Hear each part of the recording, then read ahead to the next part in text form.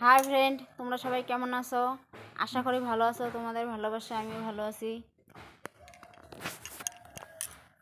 সবাইকে আমার তরফ থেকে শুভ সকাল। এই দেখো, আমি ঘুম থেকে উঠে দেখি আমার গাছে কত সুন্দর ফুল ফুটছে। এই যে দেখো তোমরা,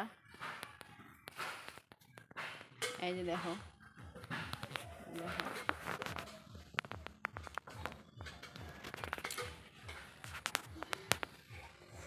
আর এই জায়গাটার মধ্যে আমি রিলস বানাই কোনো সময়।